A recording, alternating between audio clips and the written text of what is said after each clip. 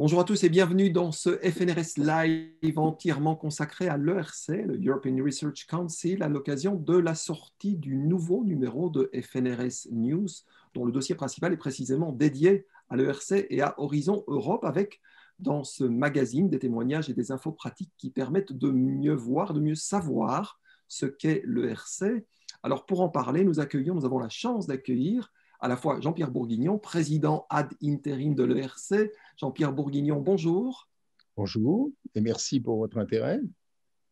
Je vous en prie. Et Véronique Alloin, secrétaire générale du FNRS. Véronique Alloin, bonjour. Merci aussi de nous avoir rejoints. Bonjour, merci aussi de m'y avoir invité.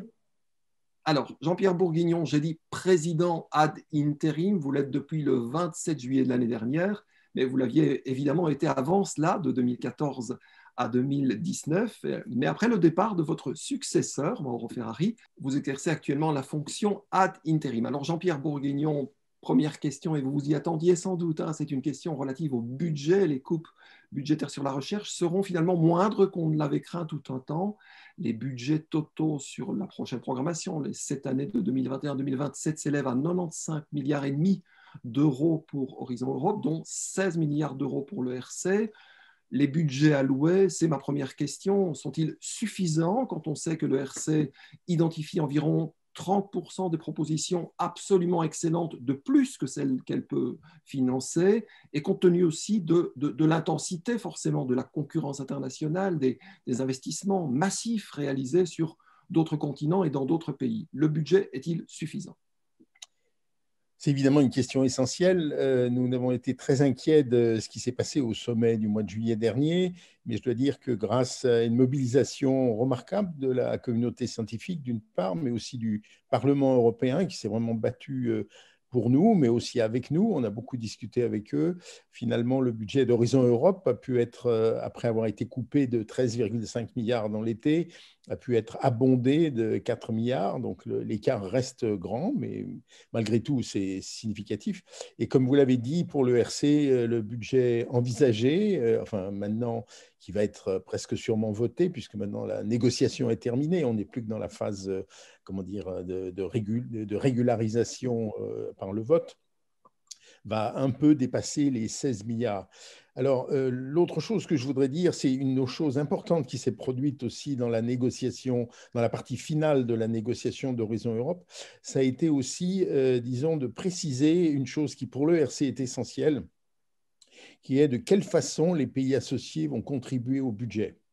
Donc, il était acquis déjà depuis pas mal de temps que dans le Horizon Europe, les modalités seraient un petit peu différentes des modalités de contribution financière du passé, puisque la règle qui va être appliquée est ce qu'on appelle la règle du pay as you go, donc de telle façon qu'ils doivent payer ce qu'ils vont recevoir. Maintenant, la question qui se posait, dans la mesure où l'appétence des différents pays associés n'est pas la même d'un sous-programme d'Horizon Europe à un autre, est-ce qu'on applique ça en moyenne ou en fonction de la performance des pays dans un sous-programme donné?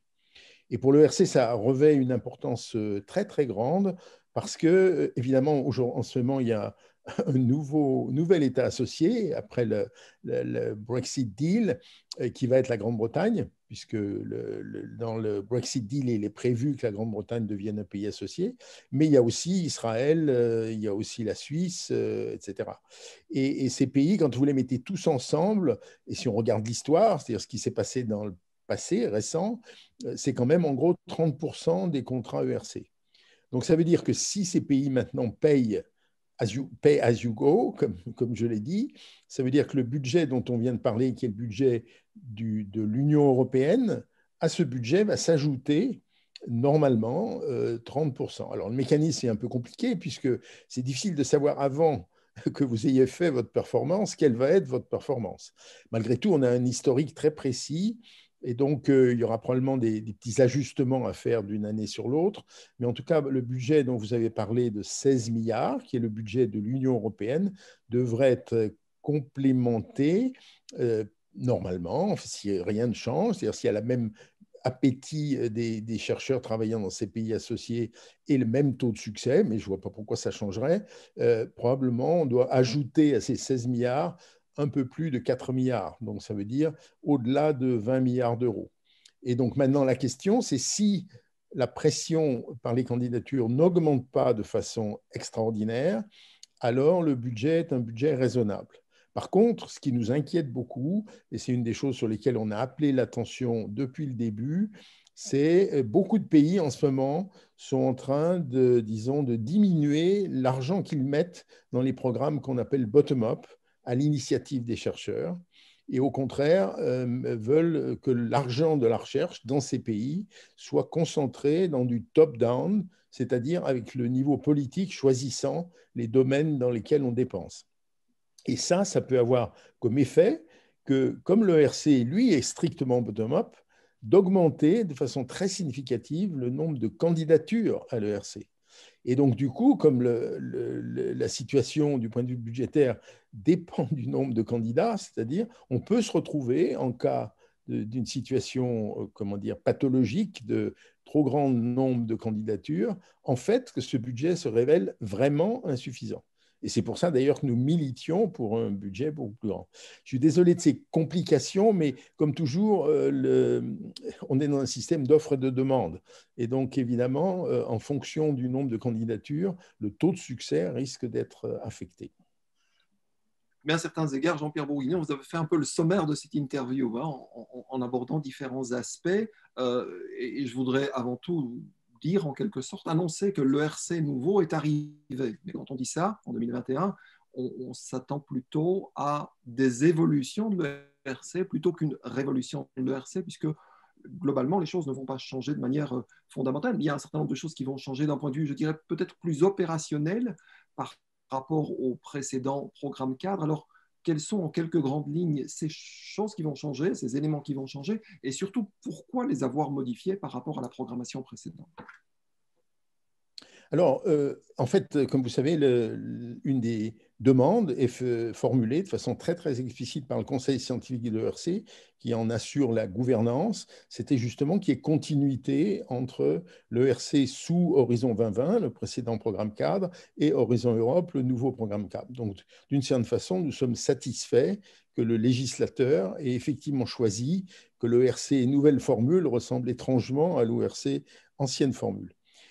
Donc les changements, un changement, c'est quand même beaucoup celui que j'ai dit, c'est-à-dire que la Grande-Bretagne qui était interne devient externe. Et donc ce mécanisme nous allons surveiller de près que ce mécanisme d'allocation des financements venant des pays associés et se passe bien comme je l'ai décrit et qui normalement tel qu'il est décrit dans le texte législatif. Mais vous voyez bien que techniquement, ce n'est pas si simple en fait. Donc ça suppose une certaine vigilance. Maintenant sur le contenu. Sur le contenu, pour le moment, donc nous avons, comme vous savez, trois grands appels classiques, Starting Grants, Consolidated Grants et Advanced Grants. Donc, en français, programme junior, programme intermédiaire, programme senior. Ces programmes ne vont pas changer.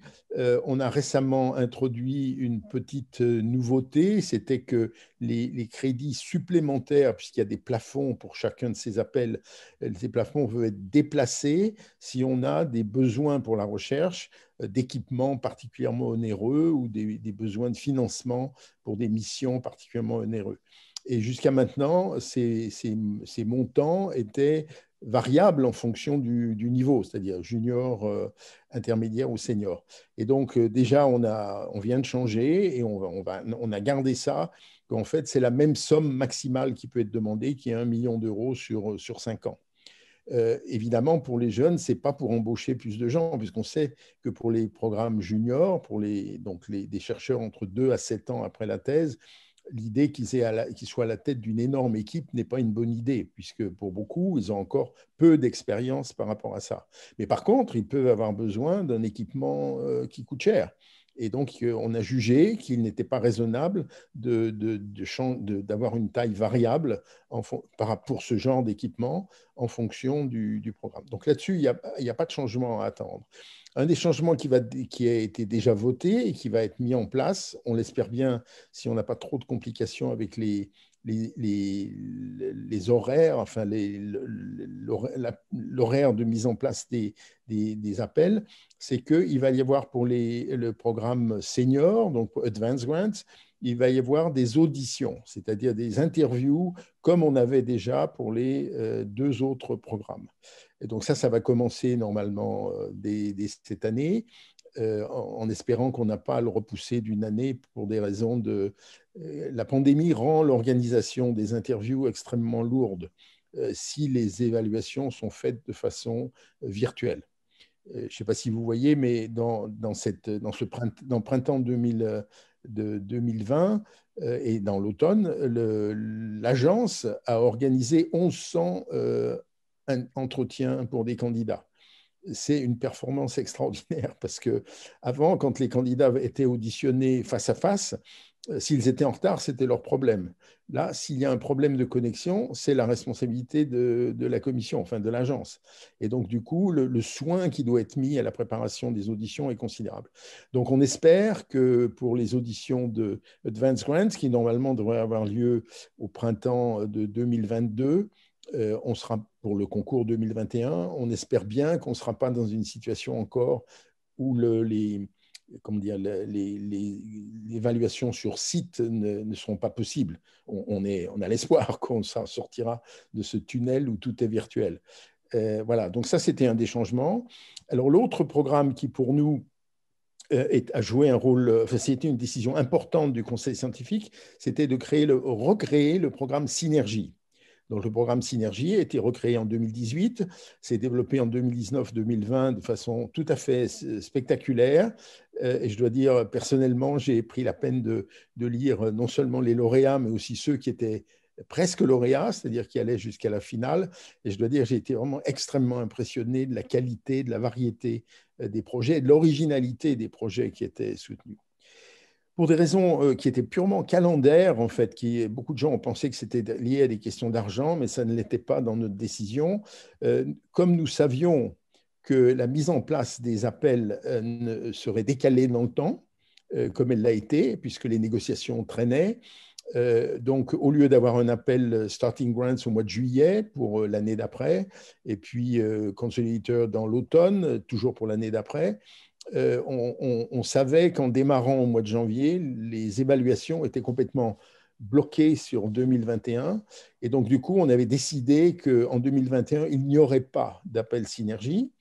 Et alors, une des raisons aussi, c'était que, puisqu'on rattrape notre retard, puisqu'on a accumulé un peu de retard par rapport à un fonctionnement normal, la distance entre deux appels synergie aurait été de 3 à 4 mois, puisque le premier appel qu'on va faire pour 2022 va être un appel synergie. Donc, du coup, on a jugé que ce décalage de 3 à 4 mois n'était pas une bonne idée, en fait. Il valait mieux simplement ne pas faire d'appel synergie en 2021. Donc, vous voyez, ça, ce n'est pas une option politique, c'était une option, comment dire, conjoncturelle pour tenir compte de la réalité, disons, du calendrier. Alors, évidemment, ce qui nous arrange un peu, c'est que le budget 2021, pour diverses raisons, elles aussi complètement techniques, va être un peu moins que ce qu'on pouvait penser, c'est-à-dire que dans la ventilation des 16 milliards que vous avez évoqué du budget européen, en fait, il est, je ne sais pas comment on le traduit en français, en anglais, on appelle ça backloaded, c'est-à-dire qu'au lieu de le faire comme un budget plat, on met un peu moins d'argent au début et un peu plus à la fin, sur les 7 ans. Et alors évidemment, la première année, c'est l'année qui est sur laquelle l'impact est le plus grand. Donc finalement, le fait qu'on n'ait pas à financer de synergie tombe bien, même si ce n'était pas ça la motivation en fait. Et donc, ça tombe bien en ce sens que finalement, on va pouvoir avoir, sauf à explosion du nombre de candidatures, pour les candidatures donc des 3 grands programmes que j'ai évoqués, on va avoir donc un budget qui va permettre un taux de succès tout à fait analogue au taux de succès de 2020, c'est-à-dire autour de 13%, sauf si le nombre de candidatures explose. Mais ça, évidemment, c'est un paramètre sur lequel nous n'avons pas de contrôle, comme je l'ai évoqué précédemment. Donc voilà les adaptations. Et alors maintenant, dernière chose qui n'est pas du tout négligeable, on a un autre petit programme, mais auquel on tient beaucoup, qu'on appelle preuve de concept. Ce n'est pas beaucoup d'argent puisque c'est 25 millions, grosso modo, par année. Donc, je vous rappelle que le budget de l'ERC tourne en ce moment autour de 2 milliards par an. Donc, évidemment, 25 millions par rapport à 2 milliards, ce n'est pas une somme considérable. Et il se trouve que pour des raisons complètement indépendantes de notre volonté, dans la rédaction d'Horizon Europe, est resté, à côté de preuves de concept, un commentaire qu'on n'a pas pu enlever, qui visiblement, ce n'était la volonté de personne de le mettre, qui brusquement changeait la nature de preuve de concept, puisqu'il y était dit que c'était un programme pour lequel les critères étaient aussi uniquement l'excellence. Alors que pour nous, comme vous pouvez imaginer, la façon dont on avait conçu preuve de concept, ce n'était pas du tout d'avoir une compétition analogue aux autres, c'était au contraire d'avoir une compétition qui permet à des chercheurs qui veulent se rapprocher du marché ou des défis sociétaux de le faire en les aidant à faire le premier pas dans cette direction. Donc évidemment, les critères pour juger ces projets, qui sont réservés à des lauréats ou lauréates de l'ERC, sont évidemment pas les mêmes, puisque l'idée est différente. Donc, comme cet commentaire est resté dans le texte et qu'apparemment il n'est pas possible de l'enlever maintenant, personne ne l'a repéré avant trop tard, de toute façon, parce que personne ne le voulait. On est en train de réfléchir à comment on peut redéfinir preuve de concept pour rester compatible avec ce qu'il y a dans le texte législatif. Donc, ça veut dire que pour le moment, on a retiré de l'appel 2021 de notre programme de travail, Work Programme 2021, preuve de concept, mais pas du tout comme une décision politique. On a bien l'intention d'avoir des preuves de concept. Alors maintenant, est-ce qu'on va pouvoir l'avoir en 2021 avec un amendement au programme plus tard ou est-ce qu'on doit attendre 2022? C'est encore une chose pour laquelle il faut travailler. Mais en tout cas, le Conseil, évidemment, pour lui, c'est une modalité qu'il veut garder.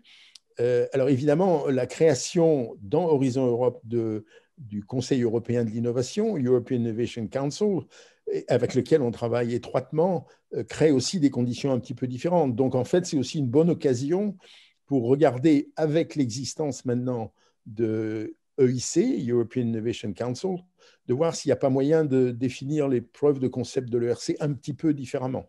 Et donc, la modification qu'on est en train de faire va évidemment tenir compte de nos échanges avec l'EIC. Merci pour ces premières orientations et ce panorama en quelque sorte de ce qui va changer dans les prochaines années. Et là, on est vraiment dans l'opérationnel et c'est aussi une démonstration que l'ERC, c'est quelque chose de non pas complexe, mais enfin qui comporte un certain nombre de complexités, dirais-je. Et c'est l'occasion peut-être, Véronique Alloy, de parler du NCP au FNRS. Comment est-ce que le FNRS se prépare, au bénéfice des chercheurs en Fédération Wallonie-Bruxelles, se prépare vis-à-vis de l'ERC, précisément à l'aube d'Horizon Europe?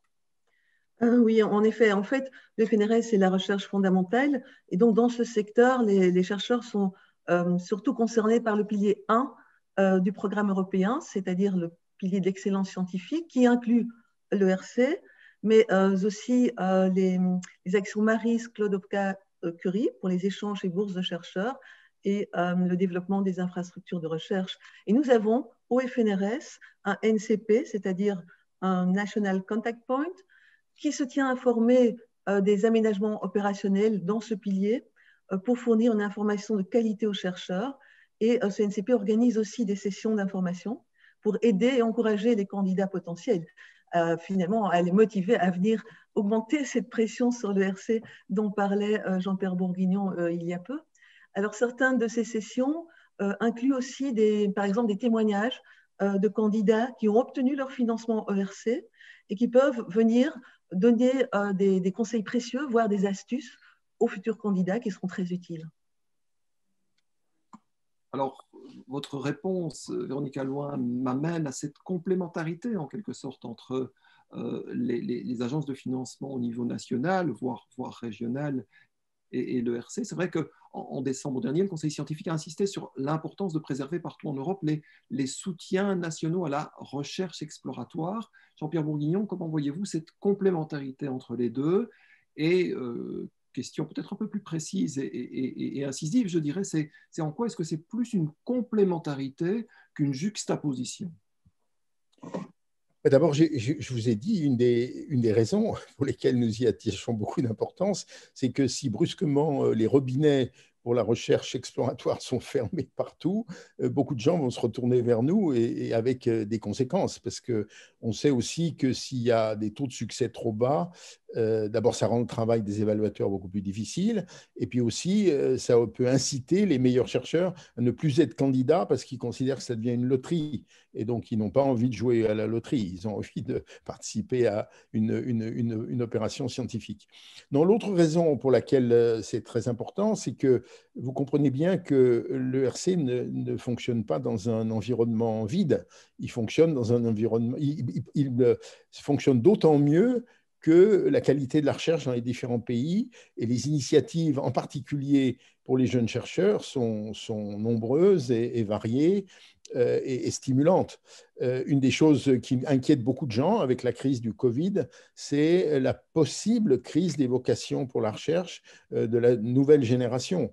Parce que beaucoup de jeunes personnes qui étaient intéressées à la recherche, qui étaient en train de faire leur thèse, ont vu leur parcours de thésard ou de thésarde particulièrement chahuté par la crise du Covid. Un certain nombre de laboratoires ont été fermés pendant un certain nombre de temps. Beaucoup de ces financements étaient des financements à temps. Et donc, du coup, si le temps est dépassé, qu'est-ce qui se passe? Comment est-ce qu'on survit quand on doit continuer à faire sa recherche sans être financé? Donc, une des craintes qui se trouve partout, c'est ça, c'est qu'on est aussi pour les jeunes chercheurs une période particulièrement difficile. Et pour l'ERC, comme vous savez, 2 tiers de nos financements vont aux jeunes chercheurs. Quand j'ai évoqué les 3 programmes, junior, intermédiaire, senior, 2 tiers des moyens vont aux 2 premiers que j'ai mentionnés. Et donc, pour nous, c'est très important qu'on ait ce flux de chercheurs, de jeunes chercheurs de qualité et qu'on n'ait pas trop de jeunes chercheurs qui trouvent que dans les pays où le financement est plus facilement accessible, beaucoup de pays asiatiques en ce moment, ils ne décident pas en fait de partir. La situation aux États-Unis est très incertaine. C'est clair que la nouvelle administration va être beaucoup plus favorable à la recherche que la précédente, même si la précédente, à cause du poids du Congrès, finalement, a financé à peu près correctement la National Science Foundation et NIH, National Institutes for Health. Mais malgré tout, cette question de l'accès pays par pays des jeunes à la recherche est fondamentale. Or, pourquoi est-ce que ça compte beaucoup? Eh bien, on reste toujours dans un schéma où le financement européen de la recherche est une petite partie du financement de la recherche à l'échelle européenne. C'est à peu près de 8 à 9%. Et donc, ça veut dire que l'essentiel du financement de la recherche en Europe, il est dans le financement des pays et dans le financement des entreprises privées. Et justement, dans le cadre des entreprises privées, une des inquiétudes de beaucoup de gens, c'est que, comme vous savez, beaucoup d'entreprises en ce moment traversent une période difficile, avec des pressions considérables des gouvernements pour qu'ils ne licencient pas. Mais si vous ne licenciez pas au moment où vos affaires vont mal, c'est-à-dire où vous vendez mal vos produits, il y a un moment où il faut que vous équilibriez votre budget d'une façon ou d'une autre. Et donc, elles sont d'entreprises, plutôt les moyennes et les petites que les grandes, sont tentées de dire bah, mes budgets d'investissement en recherche, je vais les sursoir, je vais y sursoir, je vais attendre. Et donc, si on fait ça, ça veut dire aussi que beaucoup de cet argent de la recherche privée allait à des contrats universitaires. En fait, beaucoup d'équipes universitaires avaient des contrats avec des entreprises, et c'est une chose saine, ce n'est pas une chose malsaine en soi. Et donc, du coup, on est dans une situation où on peut avoir des fluctuations considérables de cet écosystème dans lequel le financement européen est malheureusement, à mon avis, trop faible. Et c'était pour ça que la bagarre pour un meilleur budget pour Horizon Europe n'était pas seulement était évidemment une bagarre pour pouvoir faire des choses à l'échelle européenne, mais c'était aussi dans un contexte de consolidation avec une vue à long terme. Le budget européen est un budget à 7 ans. Actuellement, dans les pays, enfin, je ne sais pas quelle est la situation exacte en Belgique en ce moment, mais en tout cas, pour discuter avec beaucoup d'économistes actuellement qui m'ont invité à plusieurs de leurs réunions, je me rends compte à quel point pratiquement dans tous les pays, les gouvernements n'ont pas la moindre idée de ce que vont être les prochains mois. Les incertitudes sont énormes. Et donc, évidemment, la crainte, c'est qu'un certain nombre de pays décident d'investir moins en recherche. Donc, vous voyez que cet écosystème, à cause de la crise, cette fois, là, on parle vraiment de la pandémie et de son impact sur l'économie, peut avoir, l'environnement, cet écosystème peut vraiment être soumis à des contraintes extrêmement fortes. Véronique Alouin, de votre point de vue, du point de vue du FNRS, cette complémentarité qu'a esquissé Jean-Pierre Bourguignon s'appréhende de la même manière? Ah oui, alors de notre point de vue, l'ERC est vraiment tout à fait complémentaire à ce que nous faisons à l'échelle de notre communauté en Belgique. Parce qu'en fait, nous avons mis en place une série d'instruments de financement pour essayer de rencontrer les besoins de la recherche fondamentale, les besoins de base, pour un nombre suffisamment large de chercheurs qui ont été évalués comme exceptionnels, excellents ou très bons. Mais on n'a pas les ressources financières suffisantes pour attribuer des grants de l'ampleur de ceux de l'ERC pour les plus brillants et les plus innovateurs de ces chercheurs.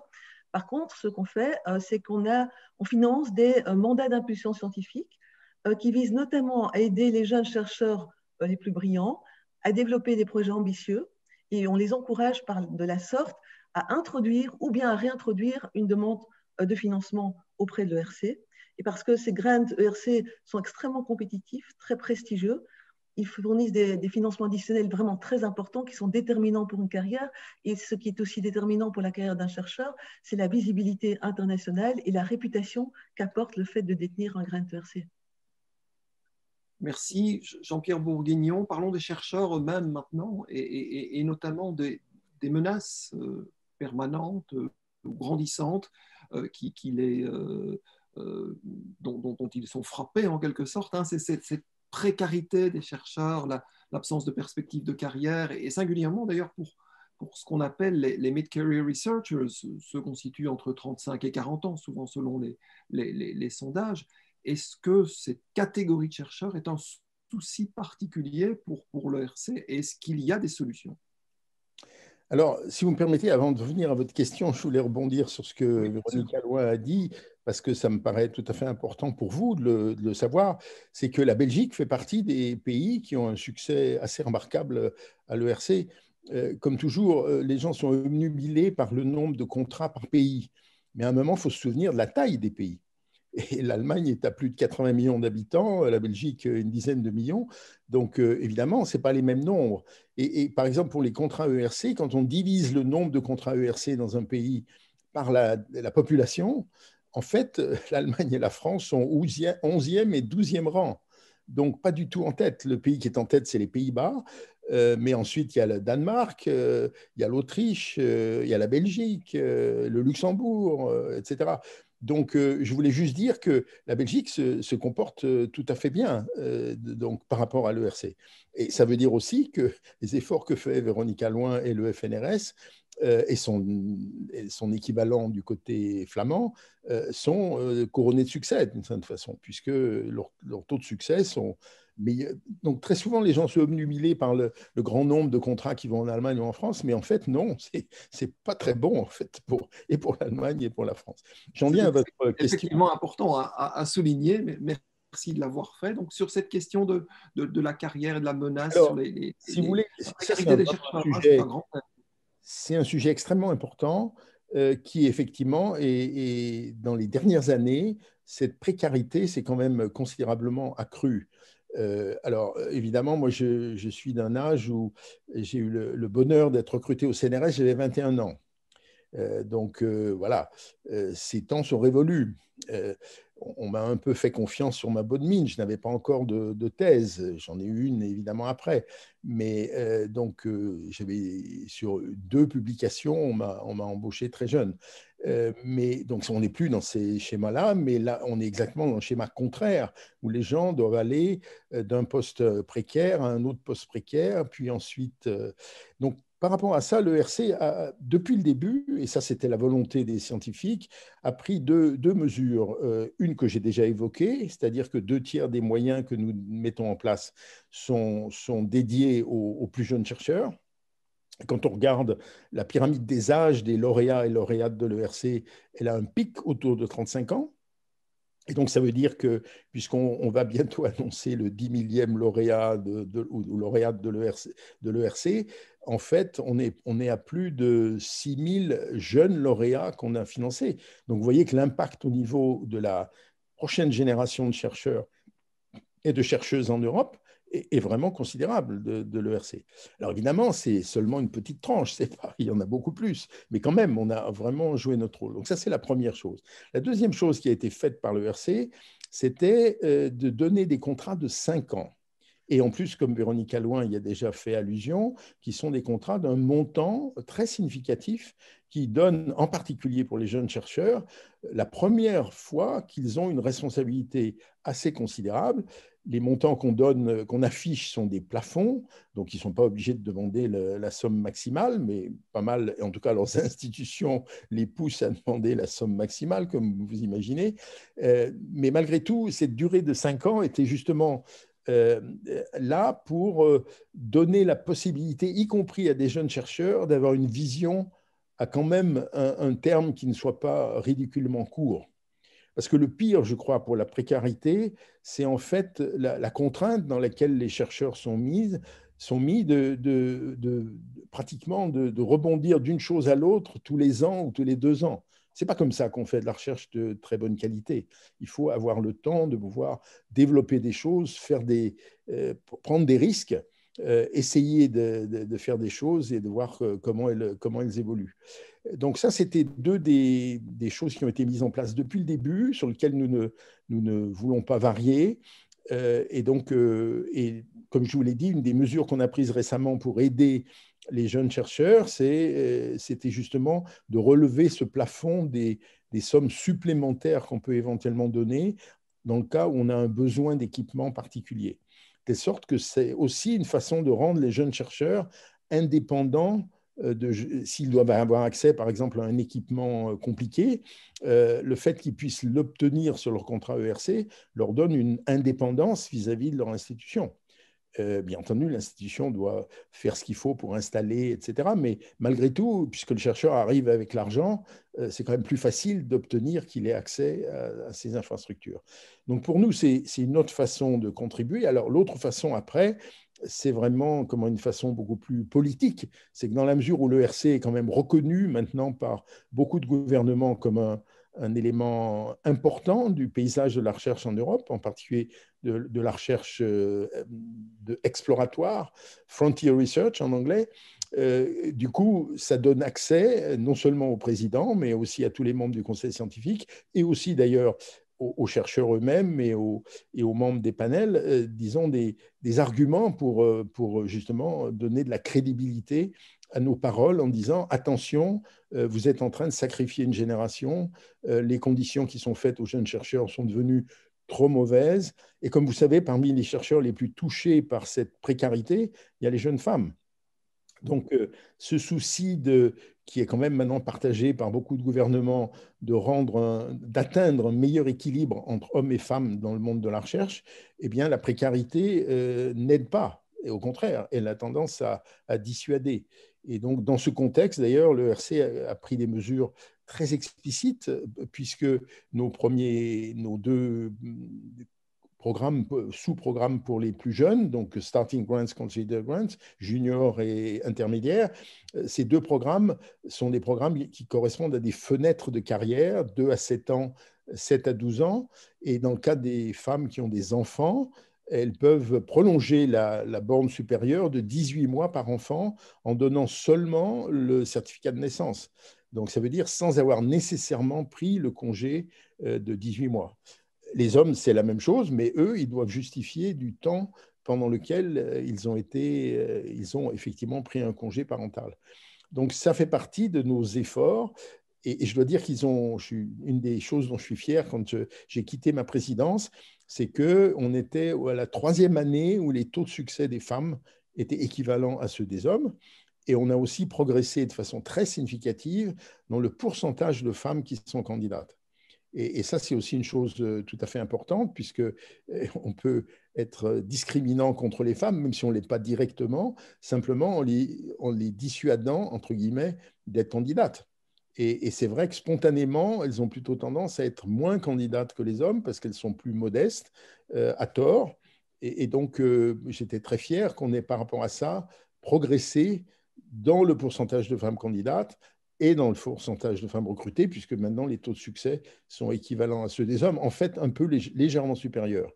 Et donc, par exemple, sur l'année 2019, pour lesquelles on a les résultats complets, pour les starting grants, on avait plus de 40% de lauréats, on avait 40% de lauréates parmi les lauréats de l'ERC. Donc, ça veut dire un petit peu mieux que le pourcentage de jeunes femmes dans ce groupe, dans cette tranche d'âge de chercheurs. Donc ça fait partie des choses pour lesquelles nous militons en permanence et en disant en particulier la chose essentielle, que ce n'est pas en mettant des quotas qu'on gagne cette bataille, mais en étant extrêmement soigneux dans les procédures et justement en encourageant les jeunes femmes à être candidates. Personnellement, je crains que des quotas nous fassent régresser plutôt que nous fassent progresser. Véronique Alloy, sur cette question générale de la précarité des chercheurs et l'absence de perspective de carrière, souvent, au niveau du FNRS, on y est attentif, on y réfléchit et on agit en quelque sorte. Oui, on est tout à fait attentif parce qu'on offre vraiment des perspectives de carrière, parce qu'on finance des doctorants, donc ce sont des bourses de 4 ans. On finance des mandats postdoctoraux de 3 ans. Et là, on a un instrument un peu original, je crois, et qui est très apprécié. C'est qu'un postdoc qui a un contrat de 3 ans chez nous peut l'interrompre s'il trouve un financement pour faire un postdoc dans un autre pays pendant X temps, et puis il peut revenir continuer son contrat, ce qui lui permet finalement d'avoir une durée plus longue pour pouvoir étoffer son dossier, parce que la troisième étape de carrière, on offre des postes de chercheurs permanents. Malheureusement, le nombre est faible par rapport au nombre d'excellents candidats qui adressent leur candidature chaque année, c'est certain. Mais en tout cas, on couvre la chaîne. En ce qui concerne le gender issue qui a été évoqué, nous sommes aussi très attentifs. Et ce qu'on constate, en fait, c'est qu'après chaque appel, on fait systématiquement des analyses pour vérifier que nos procédures, justement, n'auraient pas de biais. On informe les membres des jurys sur les biais potentiels quant au genre avant les réunions pour qu'ils soient vraiment conscients de cela. Et on a des taux de succès rigoureusement identiques entre les hommes et les femmes, mais on constate une évaporation des candidatures femmes au fur et à mesure que l'on monte dans la carrière. C'est à peu près égal au niveau doctorat, ça diminue un petit peu, ne sont plus que 40 ou 45% au niveau postdoc et ne sont plus que 30% au niveau des chercheurs qualifiés qui sont ces chercheurs permanents. Donc c'est quelque chose aussi qu'on essaye de suivre et de voir comment on pourrait mettre en œuvre des mesures pour encourager les candidatures de femmes.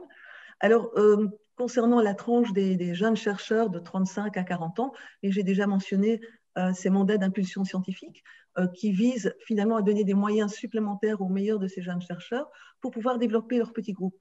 Donc, ce ne sont pas des mandats de l'ordre financier de ceux de l'ERC, mais ils peuvent recruter 1, 2 doctorants et un postdoc, et donc atteindre une petite masse critique suffisante pour lancer leur activité, leur laboratoire, acquérir leur indépendance, et puis se préparer ainsi à monter en niveau pour pouvoir espérer décrocher des financements à l'Europe et typiquement à l'ERC, c'est certain.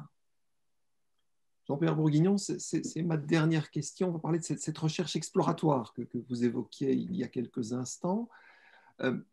La question, elle est celle que vous avez abordée lors de votre première réponse tout à l'heure. Hein. C'est la question de savoir si les pressions politiques et aussi sociales pour une recherche plus en aval, plus appliquée et qui répondent plus rapidement aux besoins sociétaux, est-ce que cela perturbe en quelque sorte le positionnement de l'ERC puisque les critères d'impact ne sont pas des critères ERC, mais il y a quand même de temps en temps, en septembre dernier on l'a fait d'ailleurs, on a publié, l'ERC a sorti une étude sur l'évaluation qualitative et les impacts de recherche financés par l'ERC pour la période 2007-2013, je pense. Alors, est-ce que cette pression politique, sociale, va de votre point de vue croissant et menace cette liberté de chercher qui est le slogan du FNRS et peut-être qu'on pourrait poser la question d'une manière différente. Hein, c'est quand on regarde ces grands défis sociétaux, on prend que la Covid, les menaces climatiques par exemple, quelle est la position de l'ERC? Est-ce qu'elle est symbolisée par Ugur Sahin, ce PDG actuel du groupe BioNTech, impliqué dans le développement du vaccin du Covid, qui a été un bénéficiaire d'un ERC? Est-ce que c'est le symbole de la position, du positionnement de l'ERC par rapport à cette problématique? Écoutez, c'est une excellente question. D'abord, si vous voulez, pour moi, ce qui est vraiment fondamental dans les relations que le monde de la recherche a avec le monde politique, c'est qu'il faut absolument qu'on progresse dans la compréhension par les hommes politiques des mécanismes par lesquels la recherche peut contribuer. Et ça, pour le moment, on est malheureusement, et d'ailleurs ce qui s'est passé au sommet du mois de juillet, malheureusement, est révélateur, dans une incompréhension fondamentale. C'est-à-dire, beaucoup d'hommes politiques, et pour des raisons d'ailleurs compréhensibles, et spécialement en période de crise où la pression est énorme, eux ont envie de prouver qu'ils ont fait des choses qui ont abouti à des résultats. Or, leurs mandats électoraux dans les pays démocratiques sont courts et donc, évidemment, ils veulent en disant « moi, je veux ça et donc il faut que les résultats viennent ». Le problème, ce n'est pas que c'est comme ça que ça fonctionne. Donc, vous avez pris l'exemple de Ugur Sahin, c'est spectaculaire. Il se trouve que Ugur Sahin est à la fois un excellent scientifique et un entrepreneur. Donc lui, de longue date, il s'est focalisé sur un outil qui, pendant longtemps, n'a pas débouché, qui sont ces vaccins à ARN messager. Mais il a parfaitement pris conscience que, bien entendu, il s'agissait sur le plan scientifique de comprendre le mécanisme par lequel ces vaccins pouvaient fonctionner, mais en même temps que pour pouvoir en faire des vaccins effectifs, il fallait disposer d'une technologie sophistiquée à construire avec des outils, etc. Donc c'est pour ça que très tôt, il a construit, à côté de son travail dans le laboratoire de l'Université de Mayence, il a aussi construit une société, BioNTech, avec son épouse, où ils ont vraiment justement développé ces technologies. Donc ça, c'est un exemple typique de quelqu'un qui a anticipé que par rapport à ces choses-là, il y avait besoin de marcher sur deux pieds, un pied scientifique et un pied pré-industriel. Alors évidemment, la chose qui montre qu'il faut être patient, c'est que ces techniques, cette approche des vaccins, disons, par ARN messager, elle a mis une vingtaine d'années à se développer.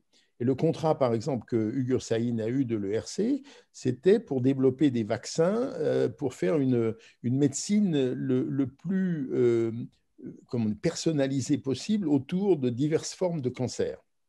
Donc, c'était ça son projet ERC, toujours dans le contexte des vaccins à ARN messager. Mais le fait d'avoir mené cette compréhension des mécanismes très loin, avec des soutiens d'ailleurs pas seulement de l'ERC, des soutiens aussi des différents programmes cadres européens, des soutiens allemands, des soutiens locaux. Donc, si vous voulez, le fait qu'il ait pu, au cours des années, gagner en crédibilité, gagner en connaissance, a fait que quand c'est même Mme Merkel qui a annoncé que la date à laquelle il a décidé de sauter sur regarder si on pouvait appliquer ça au Covid-19, c'est le 24 janvier. Et donc, voilà, c'est ça le point de départ. Donc, il a dit, ce que je sais faire, est-ce que maintenant qu'on a repéré, qu'on a analysé, on a séquencé ce virus, est-ce que je peux essayer de développer quelque chose là-dessus? Et la chose miraculeuse, pratiquement, c'est que grâce à toutes ces connaissances accumulées, mais grâce aussi à la technologie dont il disposait, en moins de 10 mois, un vaccin était disponible, ce qui est une chose absolument merveilleuse, extraordinaire, fantastique. Mais vous voyez bien que c'est le cheminement à la fois d'une recherche fondamentale absolument de pointe, mais aussi de quelqu'un qui a eu la vision qu'il fallait en même temps développer l'aspect beaucoup plus. Et alors évidemment, pourquoi est-ce qu'il est associé à Pfizer? Ben, vous imaginez bien que ce n'est pas une petite société qui va produire des milliards de vaccins. Donc à un moment, il faut passer à une puissance industrielle et se tourner vers les gens dont le métier et de faire de la logistique de gens-là. Évidemment, Pfizer fait aussi de la recherche. Ce n'est pas du tout une entreprise. Ils n'ont pas juste des grands locaux et ils font des choses. Mais vous voyez bien que cette association est fondamentale. Et le point que je voudrais rajouter là-dessus, c'est que quelquefois, beaucoup de gens disent « oui, mais finalement, ce que vous lui avez donné, c'est juste 2 millions d'euros ». Mais vous voyez bien que suivant ce dont on parle, la somme qui est pertinente n'est pas la même. Évidemment, si vous voulez produire des milliards de vaccins, les sommes à mobiliser, elles se mesurent en milliards. Si vous voulez faire une recherche de pointe, la rendre crédible, améliorer votre compréhension, et bien, éventuellement, ce qui est décisif, c'est de disposer des 2 millions de l'ERC. Donc, si vous voulez, c'est cette complexité du mécanisme, cette complémentarité des échelles qui doit être comprise. Et ça, ce n'est pas facile. Parce que vous voyez bien que dans le cas de Ugur Sahin et de BioNTech, on est en train de parler d'une vingtaine d'années, et pendant lesquelles, d'une certaine façon, cette société a produit du savoir, a produit du savoir-faire, mais finalement, c'est jamais devenu un vaccin, sauf ce succès extraordinaire dont maintenant le monde dépend. Alors, elle n'est pas la seule, comme vous savez. Il y a aussi donc Moderna, il y a aussi une autre société allemande qui est un peu sur le même schéma, qui va probablement donner un vaccin bientôt. Il y a d'autres schémas possibles pour le vaccin. La même chose, AstraZeneca, qui vient d'Oxford. Une des personnes qui était clé dedans est aussi un lauréat de l'ERC, il s'appelle M. Hill. Et donc, si vous voulez, c'est ce mécanisme, la complexité de ce mécanisme et la complémentarité des choses, et aussi le fait que les outils adaptés à ces différentes étapes ne sont pas les mêmes. Mais pour nous, nous revendiquons le fait que la liberté totale laissée aux chercheurs, voire même leur, je ne sais pas comment dire, le fait leur persistance est indispensable. Parce qu'on aurait pu dire à M. Sahin, écoutez, désolé, ça fait quand même 20 ans que vous cherchez ça, vous voyez bien que les vaccins comme ça ne va pas exister. Puisqu'ils n'ont même pas été testés sur des animaux. Hein, donc, on pouvait lui dire, écoutez, arrêtez, quoi. Mais non, parce qu'un certain nombre de gens ont jugé que malgré tout, la piste valait la peine, et ce qui se passe en ce moment est une preuve absolument éclatante. Alors maintenant, pour les autres défis, c'est un peu la même chose. C'est-à-dire, on sait bien que le défi climatique, il a énormément de composantes différentes. Si vous voulez gagner la bataille justement, par exemple, de décarbonisation, il y en a une partie qui est évidemment du côté des transports, mais il y a aussi une partie énorme du côté de l'isolation des maisons, du côté de la façon dont on construit les maisons, la façon dont on vit dans les maisons.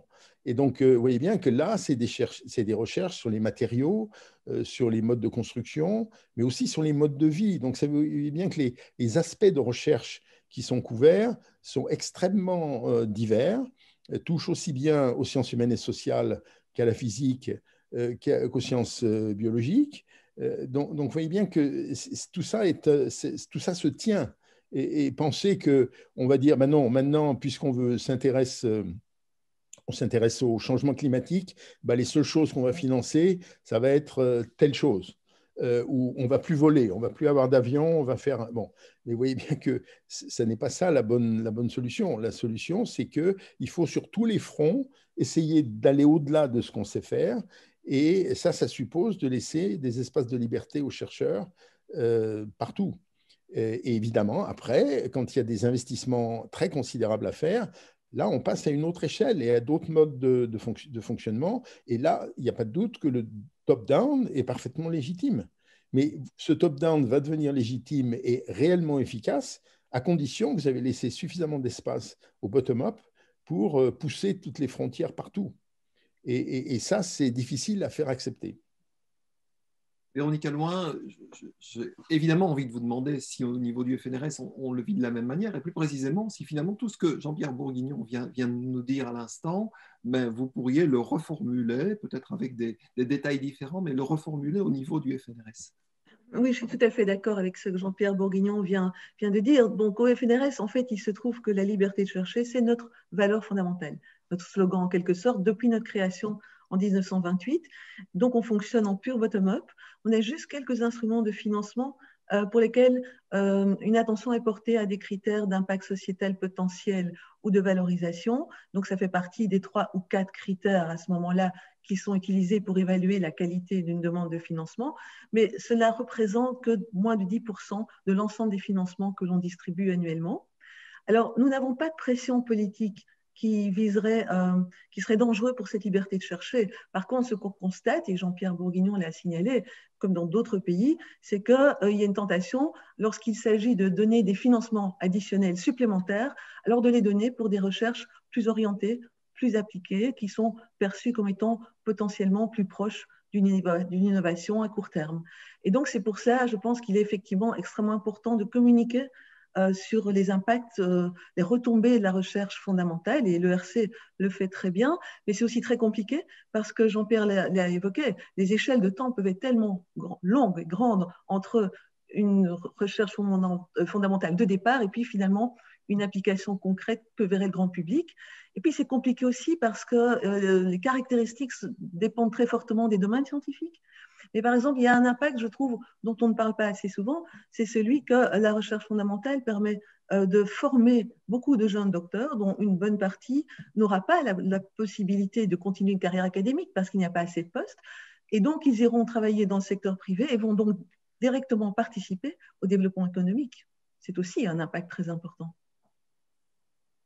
Merci Véronique Alloy. Un dernier mot peut-être, Jean-Pierre Bourguignon, ce qui vous semble peut-être le plus décisif, le plus important, le plus menaçant peut-être aussi dans les années qui viennent, dans votre fonction, dans votre situation, c'est quoi? Écoutez, je crois qu'on l'a évoqué très directement, c'est la tentation pour beaucoup de politiques de vouloir dire aux chercheurs ce qu'ils doivent faire. Et donc, d'une certaine façon, on peut même accuser l'ERC de ne pas s'intéresser à l'impact, mais ce n'est pas vrai du tout. Simplement, nous demandons que l'impact ne soit pas un critère de sélection des projets. Nous voulons que les projets soient sélectionnés sur leur qualité scientifique et la vision qu'ils proposent. Mais bien entendu, au niveau de l'ERC, en tant que l'agence qui gère l'ERC, et aussi au niveau du conseil scientifique, nous consacrons beaucoup de temps et d'énergie à regarder ce qu'on finance, à regarder l'impact de ce qu'on finance. Donc, si vous voulez, je pense que le rôle essentiel de l'ERC, c'est de financer de la recherche au meilleur niveau, avec une ambition considérable, et donc, après ça, de suivre la qualité et l'impact de ces recherches. Et donc, pour nous, c'est une façon de nous défendre et de dire que c'est vraiment ça la bonne stratégie, c'est justement de montrer que l'impact que le RC a permis d'atteindre, eh bien là, simplement, il n'a pas été là parce qu'on l'a mis dans le système avant, il est simplement là parce que la qualité des personnes qu'on a financées, la qualité des projets que l'on finance est telle que ces projets changent la donne. Et donc, c'est ça qu'il faut voir. Donc, de ce point de vue-là, évidemment, l'aventure de Ugur Sahin est idéale parce qu'elle permet de mettre les choses en perspective, mais il y en a plein d'autres.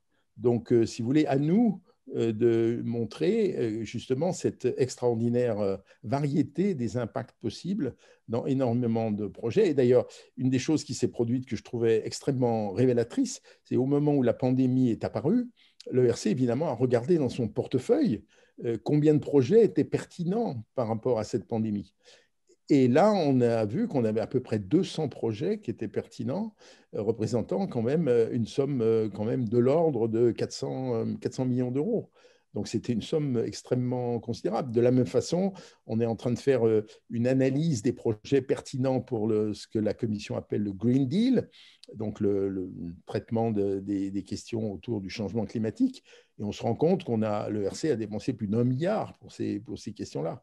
Donc, et là encore, avec une diversité extraordinaire des contributions. Donc, si vous voulez, comment dire, vous me demandez qu'est-ce qui m'inquiète. Ce qui m'inquiète, c'est qu'on ne soit pas capable d'arriver à faire passer ce message de la nécessité d'avoir ces chaînes de connaissances, depuis la connaissance la plus fondamentale jusqu'au développement industriel, et que si on s'intéresse qu'à un maillon de la chaîne, en fait, la chaîne ne va pas marcher, parce que l'existence de ce maillon dépend des maillons précédents. Et donc, pour nous, c'est fondamental de garder ça. Mais à côté de ça, comme je l'ai dit, et de ce point de vue-là, le travail en commun avec l'EIC, le European Innovation Council, est révélateur. Pour nous, on ne voit pas l'EIC comme un ennemi, on voit ça comme, au contraire, un autre partenaire dans la chaîne. Et donc, à nous de trouver les bonnes façons de garantir la continuité. Sans changer notre rôle, nous sommes bottom-up, ils vont être probablement beaucoup plus top-down, mais aussi un peu bottom-up que nous, mais ça n'empêche pas qu'on peut travailler ensemble. De la même façon, moi, je vais nouer des contacts avec les responsables des boards des missions. Vous savez que dans l'Horizon Europe, il y a ces 5 nouvelles missions. Je n'y vois pas du tout une incohérence. Bien entendu que nous sommes intéressés à ce que des projets ERC nourrissent le travail des missions. Mais on n'a pas envie de changer la façon dont l'ERC fonctionne parce qu'on considère que c'est un maillon essentiel et que simplement, il faut que ce maillon se connecte aux autres maillons. Merci beaucoup Jean-Pierre Bourguignon. Merci Véronique Olin pour cet entretien absolument passionnant, hein. On pourrait encore faire 1 heure ou 2 heures ou 3 heures supplémentaires avec beaucoup d'informations encore à faire passer. Des informations, vous pouvez en retrouver évidemment avec des témoignages aussi, des éléments chiffrés que vous allez retrouver dans le nouveau numéro FNRS News qui est accessible sur notre site fnrs.be et puis qui est aussi directement accessible si vous tapez dans votre navigateur fnrs.news. On n'arrête pas le progrès. Merci à tous. Merci à Natacha Witorski, hein, qui est responsable NCP FNRS, Arnaud Gollars aussi, directeur de l'administration de la recherche au FNRS, de m'avoir aidé à préparer ce FNRS Live. Et merci aussi à Céline Husson, qui est secrétaire de rédaction très active du FNRS News. Merci à vous de nous avoir suivis. À bientôt.